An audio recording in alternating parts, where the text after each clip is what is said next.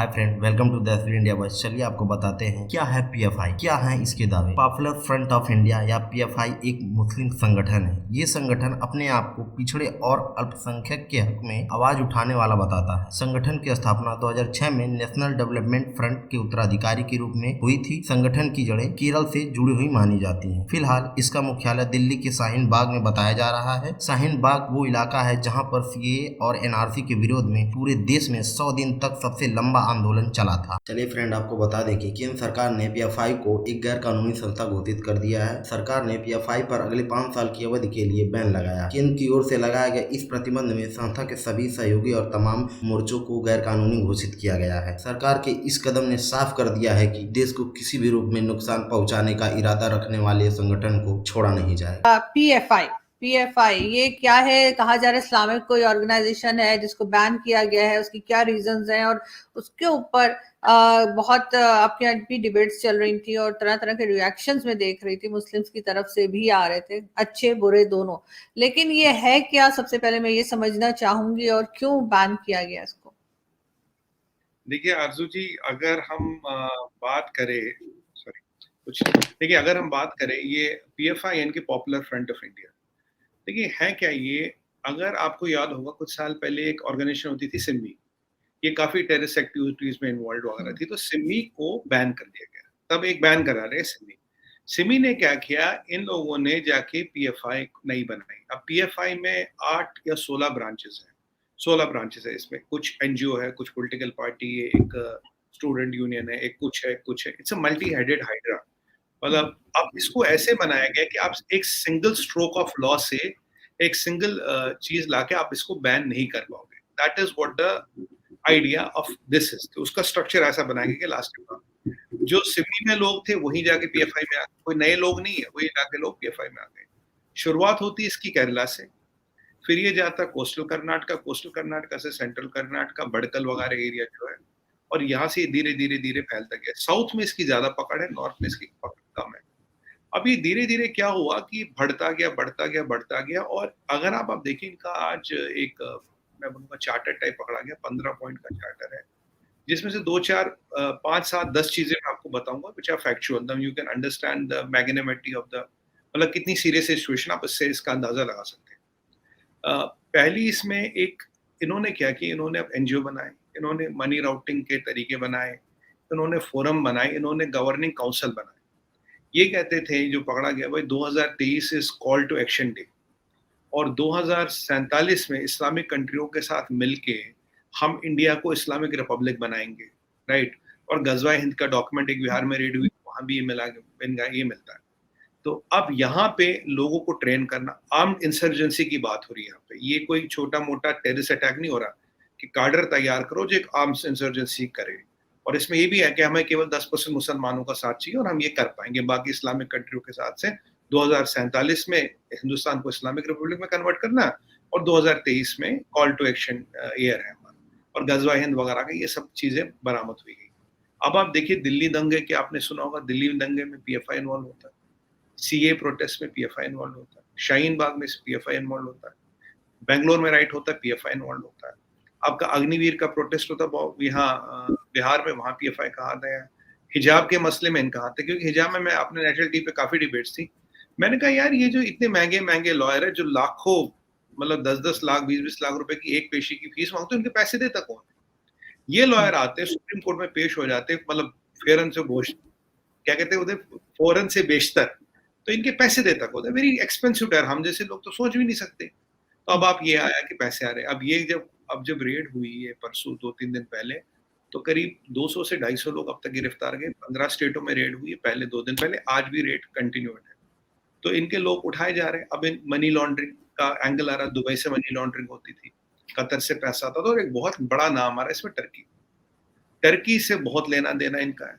मुस्लिम brotherhood से ये solidarity accept करते हैं, they are expressing their solidarity with Muslim brotherhood, and that is on Twitter. इनका connection Hamas से है, इनका कनेक्शन मुस्लिम ब्रदर्स से है। ये अर्दोगन की तारीफ करते, तुमने मुस्तफा कमाल अतातुर्क वाला इस्लाम हटा के एक नया इस्लाम लाए हो टर्की में, इसलिए तुम्हारी मुबारकबाद है। इनके करीब 2 से 3 दर्जन लोग, मोस्टली जो केरला से और जो आईसिस में गए इंडिया से, 95 to 99% लोग इस ऑर्गेनाइजेशन के गए जो केरला गए, कुछ मारे गए, कुछ वापस आ गए। केरला से इन्होंने अपने लोग वहाँ भेजे थे आईसिस में लड़ने के लिए, सीरिया में लड़े, ये ईरान में गए, ये इराक में पहुंचे जो, और इनका आइडिया वही था, बड़ा एक खिलाफत वाला आइडिया था। ये कोई मतलब ये कोई टेररिज्म या छोटी मोटी चीज नहीं सोच रहे, मतलब एक आर्म रिबेलियन से एक इलेक्टेड गवर्नमेंट को हटा के एक अपनी गवर्नमेंट लाना और एक इस्लामिक रिपब्लिक बनाना। जैसे आप देखेंगे आईसिस का आइडिया खतरनाक था। आईसिस का आइडिया था कि मैं पूरी कंट्री बनाऊंगा जिसमें एक रेवेन्यू होगा, जिसमें शरिया चलेगा, जिसमें हमारे साथ से होगा। और ये मतलब this is not a demand, this is not मतलब कि कोई कि एक छोटी चीज या मतलब एक बड़ी चीज की बात नहीं, पूरी रिजीम चेंज की, पूरे कंट्री का डेमोग्राफिक बदलने की, पूरी कंट्री का रिलीजन बदलने की, आर्म कार्डर खड़ा करने की, आर्म रेबिलियन खड़ा करने की। और इसमें क्लियर लिखा भाई हम विदेशी शक्तियों के साथ मिलेंगे। और एक हमारे यहाँ है सूफी बोर्ड है एक, तो सूफियों को और कुछ उलेमाओं को मुस्लिम समाज से भी इन्होंने धमकियां दी, भाई यू फॉल इन लाइन, क्योंकि ये जो सूफी बोर्ड वगैरह वाले थे कहते थे इनको बैन करो, तो उनको धमकी देते थे। आज कानपुर में जो सूफी बोर्ड वाले हमारे, इन्होंने एक प्रोसेशन निकाला and they supported this book, इन्हें बैन किया गया। अगर आप देखिए जिस हिसाब से इन्होंने ऑर्गेनाइजेशन बनाई थी और जिस लेवल की हो गई थी, अब इसको एक लॉ, ये एक रूल से बैन करना विल नॉट वर्क, क्योंकि ये क्या करेंगे, इसको कोर्ट में स्टे लेंगे, फिर दूसरे नाम से दुकान खोलेंगे। अब आरजू जी हुआ क्या है, अब जो बैनिंग हुई है वो एक अनलॉफुल ऑर्गेनाइजेशन इसको बताया गया। क्यों? मनी लॉन्ड्रिंग में इनका नाम, टेररिस्ट लिंक्स में इनका नाम, दुनिया भर की जितनी वहां भी मुसलमान टेररिस्ट ऑर्गेनाइजेशन है उनके साथ इनके संबंध, सॉलिडेरिटी। ये टर्की गए थे भाई, एक किसी कैंप में किसी ट्रेनिंग में, इनके लोग आईसिस जाते हैं। इंटरनेशनल मनी लॉन्ड्रिंग है, टेरर फंडिंग है। और बाय द वे जो शाहीन बाग में ये प्रोटेस्ट चल रहा था, इनका दिल्ली में ऑफिस शाहीन बाग में ही है। तो शाहीन बाग में आपने सुना होगा कुदरती बिरयानी आती थी। मैं हमेशा कहता था कुदरती बिरयानी कहाँ से, इतनी कुदरती तो है नहीं कि खुद ही पैदा हो जाए। तो अब लोगों को समझ आए कुदरती बिरयानी आती कहाँ से थी। और जो दादियाँ वादियाँ बैठी थी, ये जो टेंट लगे थे, स्पीकर लगे थे, खाना पीना चल रहा था। देखिए बिना पैसे के कोई प्रोटेस्ट भी नहीं चलता। प्रोटेस्ट स्प्रेडिक 1-2 घंटे 4 घंटे एक दिन चल जाएगा। अगर महीनों चल रहा, अगर पूरी व्यवस्थाएं वहां आ रही है तो कहीं ना कहीं से पैसा आ रहा था। पर ये गलती कर रहा, गलती क्या करके जब ये किसान प्रोटेस्ट चला, ये सब चले ही नहीं लगा, गवर्नमेंट ऑफ इंडिया कुछ नहीं कर रही। अमित शाह जी ना सो रहे, कुछ नहीं कर रहे। बेसिकली हो क्या रहा था कि ये जब सारी चीजें चल रही थी, इनके नेटवर्क स्टडी किए जा रहे थे। अगर कोई यहाँ 2 महीने 4 महीने बैठा, इसका पैसा कहाँ से आ रहा है, इसको खाना कौन दे रहा है, इसको बिजली कौन दे रहा है, मतलब ये सारी चीजें इतनी स्टडी की गई। फिर एनआईए जो है हमारे नेशनल इन्वेस्टिगेशन एजेंसी, उसका कन्विक्शन रेट है more than 95%। Conviction rate is more than 90।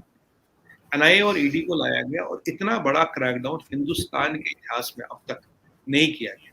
और यहाँ तो सीधी सीधी टेररिस्ट फंडिंग और ये सब निकला। तो ये जो फसाड था भाई, हम एक मतलब ना सोशल वर्क करते हैं, हम दलितों की मदद करते हैं, हम गरीब मुसलमानों की, वो सब खत्म है। हिंदुस्तान में कोई मुसलमान इनके आज के डेट में साथ नहीं है। वैसे भी 99.9999% मुसलमान इनके साथ पहले भी नहीं था, आज भी नहीं था। जितनी रही सही कुछ बची थी, मतलब 0.1%, आज उस पर भी पर्दा हट गया। और ये क्रैकडाउन जारी रहेगा। और अब ये सब कोर्ट जाएंगे, लॉ जाएंगे, क्योंकि यहाँ ट्रेजन भी है, या ट्रेजरी भी है, टेररिस्ट फंडिंग भी है, या विदेशी शक्तियों से हाथ मिलाना में। यहाँ you can what ever you can expect as disaster or whatever you can expect violating the laws, they are doing everything। और शायद उन्हें लगता था कि कोई कुछ नहीं करेगा, किसी को कुछ नहीं पता लगेगा, हमारी दुकान चलती रहेगी। पर जब रेड हुई तो एजेंसियों को ये भी पता था कि कौन घर में है, कौन सो रहा है, ट्रेन में अगर है तो कहाँ है। किसी को ट्रेन स्टेशन से पकड़ा, किसी को एयरपोर्ट से पकड़ा, किसी को चलती हुई ट्रेन से पकड़ा। इतने बड़े कुछ हजार लोगों को इकट्ठा किया गया, मतलब कुछ हजार लोगों को लाना, मोबिलाइज करना, 15 स्टेट में एक साथ क्रैकडाउन करना। और अभी जो एविडेंस निकली आरजू जी, तो खैर ओपन मीडिया में सबको पता है, मतलब माउंटेन्स ऑफ एविडेंस निकली। कोई छोटा मोटा यहाँ वो मतलब ये नहीं बोलोगे 2 पिस्टल और 2 कारतूस निकले हैं जी, या एक छोटा मोटा हैंड ग्रेनेड निकला और जी कुछ नहीं था। यहाँ तो माउंटेन्स ऑफ एविडेंस निकले, माउंटेन्स। तो ऐसी सूरत में ये एक बहुत बड़ा नेशनल सिक्योरिटी थ्रेट था इंडिया के लिए, जिसको इंडिया ने न्यूट्रलाइज किया। और यहाँ एक और चीज थी, मैं आपको बताऊँ लास्ट चीज, बहुत कोशिश कर रहे विदेशी शक्तियां, जिसमें आईएसआई का भी खैर नाम आता है, या आईएसआई के बिना तो कोई देखिए बिरयानी बनती है, देखिए आईएसआई का भी नाम आता है। वो क्या कोशिश कर रहे हैं कि इंडियन मुसलमान और पीएफआई एक है। ये मैं अपने नेशनल टी पे कहीं बार हर चैनल पे ये कर रहा हूँ, इंडियन मुसलमान का पीएफआई से कोई लेना देना। हाँ ये लोग मुसलमान जरूर है, but they don't represent Muslims of India. Muslims of India जो आपसे ज्यादा है, 24 करोड़ मुसलमान है, उनका पीएफआई से कोई लेना देना नहीं है। एक मिनी माइक्रोस्कोपिक माइनॉरिटी है ये, और ये उसका पार्ट है। और आज हमारी डिस्कशन जो हो रहे थे, what is the threat to Islam, जो इंडिया में थ्रेट टू इस्लाम है is the Islam within. कोई बाहर का थ्रेट नहीं है, कोई कहते हैं हिंदू का थ्रेट, क्रिश्चियन का थ्रेट, सिख का थ्रेट, कोई थ्रेट नहीं है, कोई बिल्कुल थ्रेट नहीं है। Only one threat is people like PFI, जो मुसलमान का नाम भी बदनाम करते हैं, जो इस्लाम का नाम भी बदनाम करते हैं, जो इंडिया का भी नाम खराब बदनाम करते हैं और अपनी ही कंट्री के खिलाफ साजिश करते हो। जिस थाली में खाते हो उसी में छेद करते हो। पर I am happy the way things are been kind of happening, और पूरी जो मुसलमान समाज है वो भी जानता है वो इनके साथ नहीं है। इसमें मैं आपको बिना किसी शक व शुबा बता सकता हूँ, there might be some sympathies in some corners here and there, but 99.99% लोग उनके साथ नहीं है। उनको ये भी नहीं पता था इनके इरादे कितने खतरनाक थे, ये चाहते क्या थे।